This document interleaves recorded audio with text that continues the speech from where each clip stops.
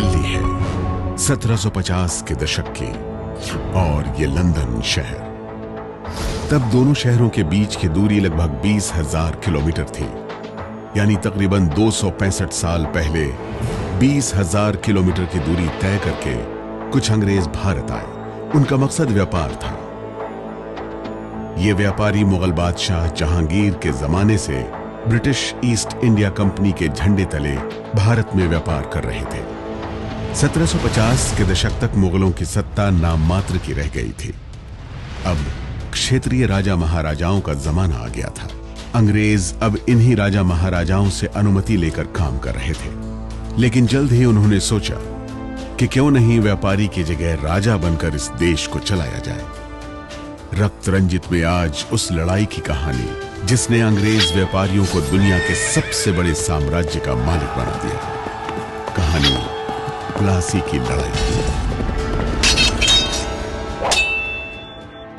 ये भारत के इतिहास की वो सदी है जबकि भारत किसी तरफ भी जा सकता था। ये जो 18वीं शताब्दी का दौर है, उस वक्त भारत में क्षेत्रीय राज्य थे।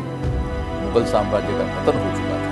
मुगलिया दौर के पतन में बहुत सारे सक्सेसर स्टेट्स को जन्म दिया था। पश्चिम में और उत्तर पश्चिम में, पश्चिम में और दक्षिण पश्चिम में मराठों का साम्राज्य था जो पेशवाई के अधीन था, और दक्षिण में मैसूर की रियासत थी जहाँ हैदर अली और टीपू सुल्तान का उदय हो रहा था उस वक्त।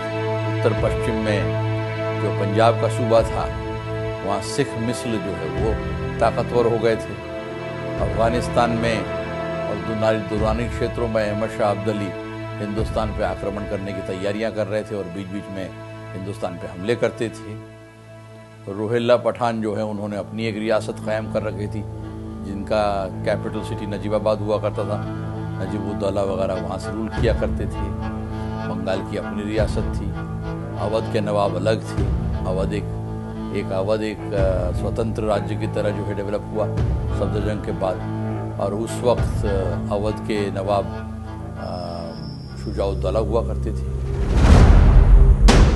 राजनीतिक रूप से बेशक विखंडीकरण हो चुका था, लेकिन आर्थिक क्षेत्र में देखिए कई शहर इस दौर में आर्थिक गतिविधियों का, बाजारी गतिविधियों का केंद्र बिंदु बने हुए थे। और भले ही मुगलिया दौर खत्म हो रहा था, लेकिन क्षेत्रीय राज्यों के अंदर एक किस्म का जोश भरा हुआ था। बाजार के अंदर जो है नई नई प्रवृत्तियां उभर करके सामने आ रही थी। तो ये दौर बड़ा दिलचस्प और बड़ा, इसे कहते हैं, बहुत ही रोचक दौर है भारतीय इतिहास का, जहाँ एक जिसे हम लोग बोलते हैं ट्रांजिशन हो रहा था। और दूसरी तरफ ईस्ट इंडिया कंपनीज का भी उदय इसी 18वीं शताब्दी में हुआ, जिसमें फ्रांसीसी ईस्ट इंडिया कंपनी और अंग्रेज़ों की ईस्ट इंडिया कंपनी दोनों ही जो हैं, दोनों का उदय हो रहा था। दोनों शक्तिशाली हो रही थी, ताकतवर हो रही थी। और भी कंपनियाँ जो है अलग अलग जगहों पर इंडियन ओशन में उसके रिम पर मौजूद थी। लेकिन राजनीतिक महत्वाकांक्षा की जहाँ तक बात है, साउथ एशिया में वो सिर्फ इन दो कंपनियों में जो है काफ़ी ज़्यादा रूप से हमें स्पष्ट दिखाई पड़ती है। संघर्ष मुख्यतः दो कंपनियों के बीच में सीमित हो गया था, फ्रेंच ईस्ट इंडिया कंपनी और ब्रिटिश ईस्ट इंडिया कंपनी, जिन्होंने अपने अपने इलाके जो है बांटे हुए थे। चंद्रनगर एक फ्रांसीसी फैक्ट्री थी। कलकत्ता में हुगली नदी के किनारे जो है फोर्ट विलियम वहाँ पर मौजूद था। पौंडीचेरी फ्रांसीसियों का एक बड़ा उपनिवेश था। उसके बगल में मद्रास मौजूद था। पश्चिमी तट पर जाइए तो बॉम्बे, जो कि शुरुआत में पोर्तुगीज़ के हाथ में था, बाद में वो दहेज में अंग्रेज़ों को प्राप्त हुआ था, ब्रिटिश ईस्ट इंडिया कंपनी को प्राप्त हुआ था। सूरत में जो है अंग्रेज़ों की अपनी फैक्ट्री थी। गोवा, दमन दीव ये पुर्तगाली फैक्ट्रियाँ थी। इसी तरीके से और तमाम फैक्ट्रियाँ पूरे तट पर फैली हुई थी। उन दिनों अंग्रेज़ों के जो खास प्रतिद्वंदी हिंदुस्तान में थे वो थे फ्रांसीसी। फ्रेंच ईस्ट इंडिया कंपनी और ब्रिटिश ईस्ट इंडिया कंपनी के लिए भारत में सबसे महत्वपूर्ण जगह थी बंगाल, जहां दोनों ही कंपनियों की फैक्ट्रियां मौजूद थीं और दोनों ही कंपनियां स्थानीय नवाब से कारोबार में रियायत की कोशिश में लगी हुई थी। 18वीं शताब्दी का जो बंगाल का जो किंगडम था, जिसको हम लोग बंगाल सूबा कहते हैं, जिसमें उड़ीसा और बिहार के भी बड़े बड़े हिस्से आया करते थे, उसकी नींव डालने वाले आदमी थे मुर्शिद कुली खान, जो बंगाल के सूबेदार थे। एक किस्म की स्वतंत्र सत्ता जो है स्थापित हो चुकी थी। मुर्शिद कुली खान ने एक नाम मात्र का रिश्ता तत्कालीन मुग़ल बादशाह के साथ बना रखा था और ज़रूरत पड़ने पर वो उन्हें खराज भी भेजता था, लेकिन अंदरूनी रूप से उसने पूरी तरह से जो है अपने आप को मुग़ल दौर से जो है अलग कर लिया था। और मुर्शिद कुली खान के बाद वहाँ एक बहुत काबिल सूबेदार हुए, उनका नाम था अली वर्दी खान। बंगाल में नवाब अली वर्दी खान के जमाने से ही अंग्रेजों से खटपट शुरू हो गई थी। तब मुख्य वजह व्यापारिक आजादी थी जो मुगल शासक फर्रुख सियार ने दी थी।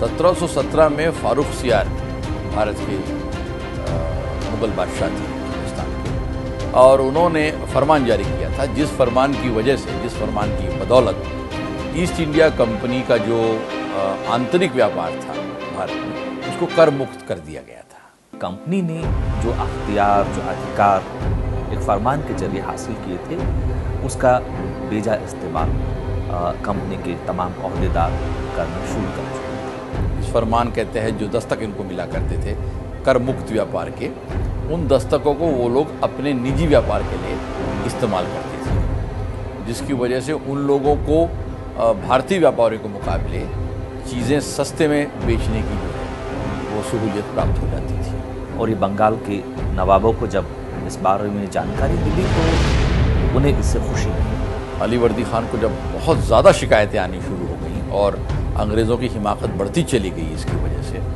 तो अली वर्दी खान ने बंगाल के अंदर पूरा ही आंतरिक जो व्यापार था उसको कर मुक्त कर दिया, जिसको हम कहते हैं उसने लेवल प्लेइंग फील्ड भारतीय व्यापारियों को और अंग्रेज़ों को एक साथ दे दिया, जिससे अंग्रेज़ बुरी तरीके से चिढ़ गए।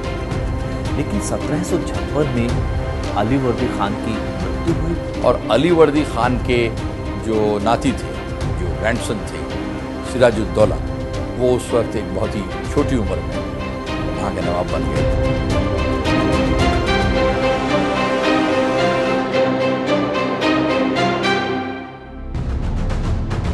युवा था, उसमें जोश था, लेकिन गलती करने की उसकी संभावनाएं भी शायद उसी तरीके से ज़्यादा थी, तो उसे कंपनी की तमाम चीज़ें पसंद नहीं थी।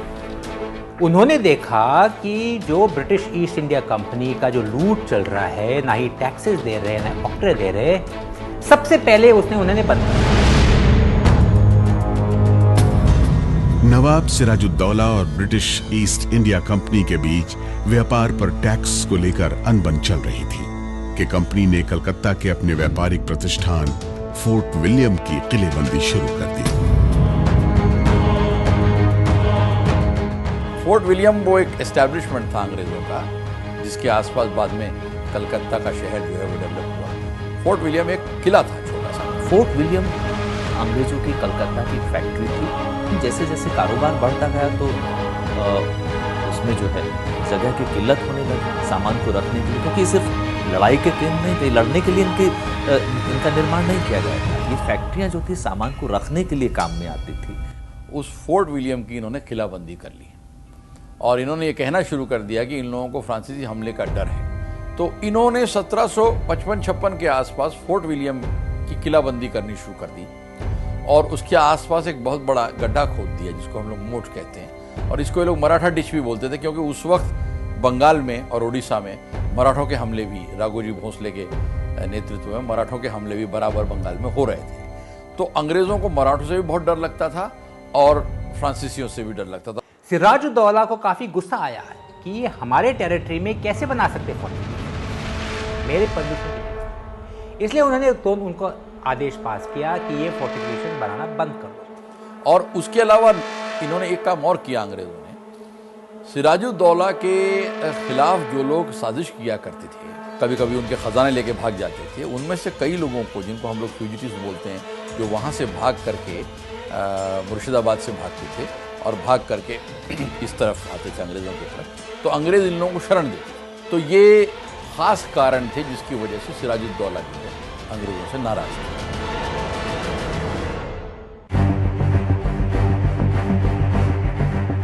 नवाब साहब जब कंपनी से नाराज़ हुए तो नाराज़गी इस हद तक बढ़ गई कि उन्होंने कलकत्ता पर हमला कर दिया, जो खुद की राजधानी मुर्शिदाबाद। कासिम नगर कैप्चर कर रहे काफ़ी आसानी से, और कलकत्ता में भी आकर के फोर्ट विलियम को कैप्चर कर लिया। ब्रिटिश को कलकत्ता से निकाला गया। 1756 जून के महीने में सिराजुद्दौला ने फोर्ट विलियम पे हमला किया और फोर्ट विलियम में उनकी फौज दाखिल हो गई। दाखिल होने के बाद अंग्रेज वहां से भाग गए। अंग्रेज भाग गए, बहुत सारे अंग्रेज बंदी बना लिए। जब सिराजुद्दौला ने फोर्ट विलियम को कब्जा किया, एक इंसिडेंट हुआ था जिसे लोग कहते हैं द ब्लैक होल इंसिडेंट। उन्होंने 146 ब्रिटिश प्रिजनर्स लिए थे, जिसमें काफी लेडीज भी थे और बच्चे भी थे।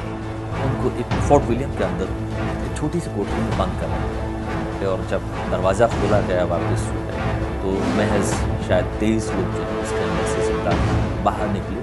अंग्रेज़ों ने बाद में इस घटना को अपने तरीके से प्रचारित किया। हालांकि इतिहासकारों में ये मतभेद हैं इस बात को लेकर के कि वाकई में क्या ये ट्रेजेडी हुई थी या अंग्रेज़ों ने जानबूझ करके इसको इतना बढ़ाया चढ़ाया ताकि उनकी जो आगे की नीतियां हैं उनकी सफाई के लिए ये एक कारण की तरह प्रस्तुत किया जा सके, और उसको एक बहाना बनाया गया है सिराजुद्दौला से बाद में बदला लेने के लिए। और नवाब साहब पर इसकी जिम्मेदारी सीधे सीधे आयत जी के ये उनकी सरपरस्ती में, उनकी निगहबानी में हुआ था। और बाकी अंग्रेज़ भाग गए वहाँ से, भाग करके और हुगली के मुंह के पास एक छोटा सा द्वीप था, उसका नाम है फुल्टा, और अंग्रेज़ जाके फुल्टा में बैठ गए। और मद्रास जो है उन लोगों ने पैगाम भेज दिया कि इस किस्म से हमको यहाँ से खदेड़ दिया गया और जल्दी से जल्दी मद्रास से एक फ़ौज जो है भेजी जाए। बहरहाल कलकत्ता पर नवाब सिराजुद्दौला के कब्जे की खबर जो है कुछ महीनों के बाद जो है जब मद्रास पहुंची, उस वक्त मद्रास में रॉबर्ट क्लाइव मौजूद थे, और रॉबर्ट क्लाइव 1756 से ही भारत के दूसरे हिस्सों में भी काफ़ी एक्टिव रहे।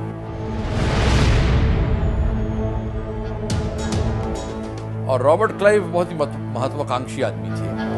जब आवश्यकता हो तभी जो है उचित विचार उसके दिमाग में, इसका मुजाहिरा वो मद्रास में भी कर चुका था।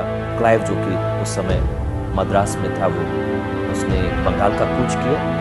उनके साथ 2500 फौजी थे और 5 शिप्स थे।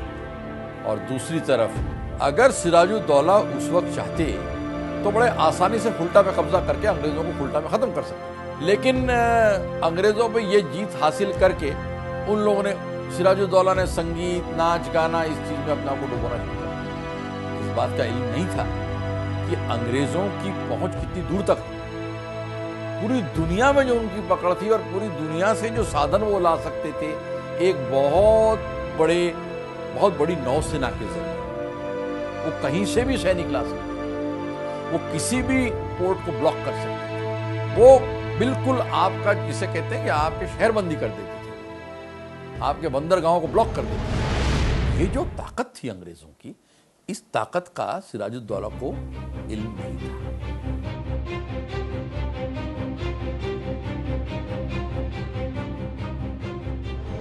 बहरहाल कलकत्ता के फोर्ट विलियम से अंग्रेजों को भगाकर नवाब सिराजुद्दौला अपनी राजधानी मुर्शिदाबाद लौट गया, जबकि कर्नल रॉबर्ट क्लाइव के नेतृत्व में कंपनी के पैदल सैनिक तब के मद्रास के जमीनी रास्ते से कलकत्ता की ओर चले। उनका साथ देने के लिए 5 जंगी जहाजों का बेड़ा भी कलकत्ता से फोर्ट विलियम की ओर रवाना हुआ। तकरीबन 2 महीने के बाद ये फौज कलकत्ता पहुंच गई। ये बेड़ा जब आया और ये फौज जब आई, तब जो फुल्टा में अंग्रेज जाकर छुप गए थे और उनके साथ कुछ सिराजुद्दौला के दुश्मन भी थे, तब उन लोगों की जिसे कहते हैं सांस में सांस आई और कुछ हिम्मत बढ़ी, और उसके बाद उन्होंने काउंटर ऑफेंसिव से लॉन्च करना शुरू किया। नेवल बम्बार्डमेंट हुआ था कलकत्ता के फोर्ट विलियम के ऊपर, और क्लाइव ने एक लैंड असॉल्ट किया, क्योंकि नौसैनिक शक्ति एक ऐसी थी उस वक्त जो अंग्रेजों के हाथ में थी, और हिंदुस्तानी नवाब जो है इस नौसैनिक शक्ति का मुकाबला नहीं कर सकते। सिराजुद्दौला को विड्रॉ करना पड़ा और उसने एक पीस ट्रीटी साइन की, जिससे कि ब्रिटिश ईस्ट इंडिया कंपनी को दोबारा परमिशन मिला कि आकर के फोर्ट विलियम में आकर के दोबारा ट्रेडिंग की।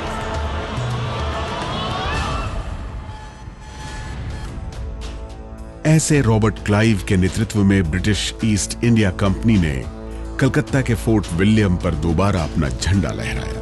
अब कंपनी ने 24 परगना और फोर्ट विलियम के आसपास के इलाकों को अपने कब्जे में ले लिया। दूसरी तरफ नवाब सिराजुद्दौला अपनी राजधानी मुर्शिदाबाद से अपना राजकाज चला रहा था, लेकिन पर्दे के पीछे शह और मात का खेल भी शुरू हो गया था। रॉबर्ट क्लाइव ने नवाब के दरबार में सेंध लगानी शुरू कर दी।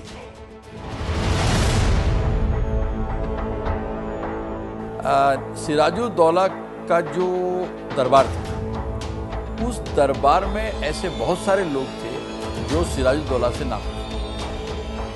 सिराजुद्दौला के जो कमांडर इन चीफ थे वो थे मीर जाफर। सिराजुद्दौला की ज्यादातर घुड़सवार सेना जो 40 से 50 हजार के करीब थी, उसका सिपहसालार मीर जाफर था। मीर जाफर एक ऐसा शख्स था जो ऐसे लोगों का प्रतीक है जो चरमराती हुई व्यवस्था में मौके तलाश रहा था।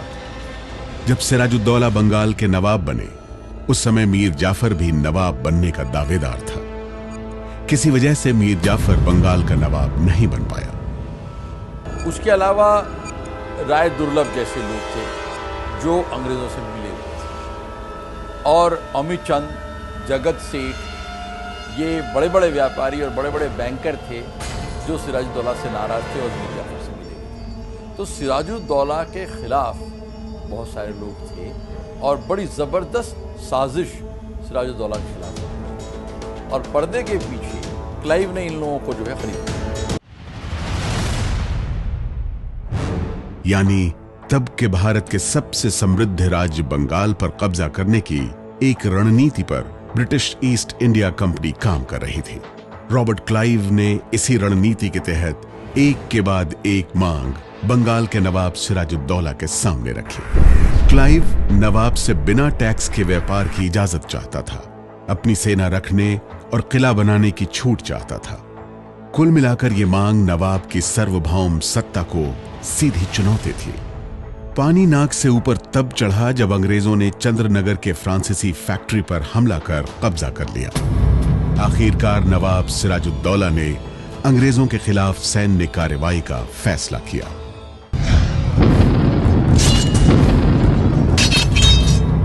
आखिरकार नवाब सिराजुद्दौला ने अंग्रेजों के खिलाफ सैन्य कार्रवाई का फैसला किया। यह भारत के इतिहास का टर्निंग पॉइंट था। नवाब की जीत का मतलब था अंग्रेज देश से बाहर होते, और हार का मतलब था भारत पर अंग्रेजी हुकूमत का उदय। नौजवान नवाब ने रक्त रंजित लड़ाई की तैयारी शुरू कर दी।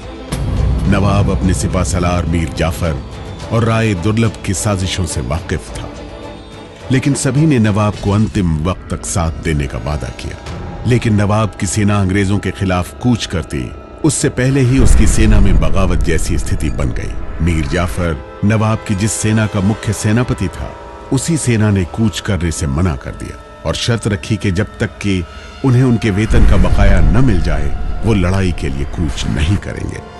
मीर जाफर इस मामले में मूक दर्शक बना रहा। अंत में जैसे तैसे पैसा देकर सिराजुद्दौला ने अपनी 35,000 पैदल, 13,000 घुड़सवार और 53 बड़ी तोपों के साथ कलकत्ता की तरफ कूच किया। दूसरी तरफ रॉबर्ट क्लाइव 600 यूरोपियन पैदल सैनिक, 100 यूरोपियन मुल्क के भारतीय, 170 तोपची के साथ साथ 2100 स्थानीय सिपाहियों के साथ मुर्शिदाबाद की तरफ बढ़ा। अंग्रेजों की 3000 की सेना नवाब की 50,000 की सेना से टक्कर लेने जा रही थी। सिराजुद्दौला की सेना ने भागीरथी नदी के किनारे पर बसे प्लासी गांव में मोर्चा लगाया। 22 जून 1757 की रात क्लाइव के नेतृत्व में ईस्ट इंडिया कंपनी की फौज भी प्लासी पहुंच गई। यह तय हो गया कि कोलकाता से लगभग 160 किलोमीटर दूर प्लासी गांव में भारत के भविष्य का फैसला होगा।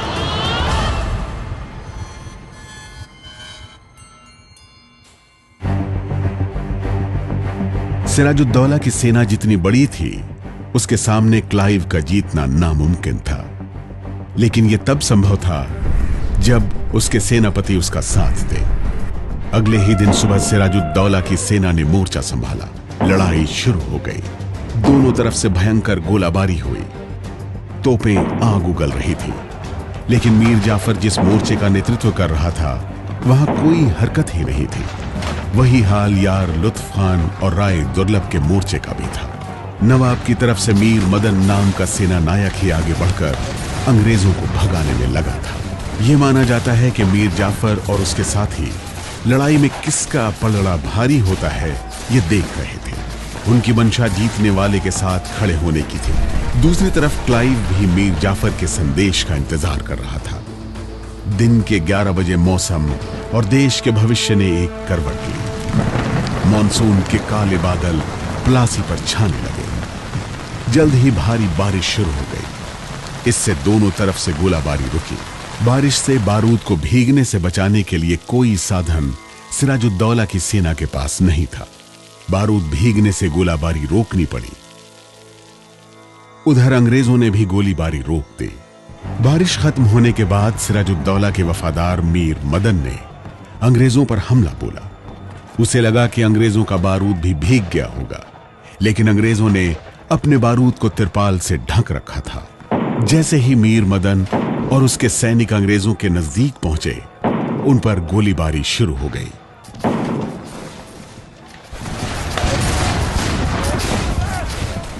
मीर मदन को भी गोली लगी। उधर हालात बिगड़ते देख सिराजुद्दौला मीर जाफर के पास पहुंचा। सिराजुद्दौला ने मीर जाफर से गुहार लगाई, अपनी पगड़ी उसके सामने रखकर लड़ने की अपील की। लेकिन मीर जाफर ने उल्टे ये सुझाव दिया कि आज हमला रोक दिया जाए और कल नए सिरे से लड़ाई शुरू की जाए। लेकिन तब तक सिराजुद्दौला का दूसरा सेनापति मोहन लाल अंग्रेजों के खिलाफ खासी बढ़त बना चुका था। इस बात को नजरअंदाज करते हुए सिराजुद्दौला ने मीर जाफर की बात को मानने की गलती कर दी। उसने अपनी सेना को वापस लौटने का आदेश दे दिया और जैसे ही सिराजुद्दौला की सेना वापस लौट रही थी, अंग्रेजों ने उन पर जोरदार हमला बोला। इस हमले को देख सिराजुद्दौला को मैदान छोड़ना पड़ा। सिराजुद्दौला की सेना तितर बितर हो गई। यानी इस बार मीर जाफर के धोखे और तिरपाल ने हिंदुस्तान की किस्मत बदल दी। कर्नल रॉबर्ट क्लाइव के नेतृत्व में अंग्रेज प्लासी की लड़ाई जीत गए। अगले दिन मीर जाफर क्लाइव से मिला। 1762 की यह पेंटिंग उसी मुलाकात की कहानी कहती है, उसी धोखे की कहानी कहती है। क्लाइव ने मीर जाफर को बंगाल का नवाब बनाया। क्लाइव और कंपनी ने इस घटना के बाद हिंदुस्तान से धन का दोहन शुरू किया और यह सिलसिला 1947 तक चलता रहा।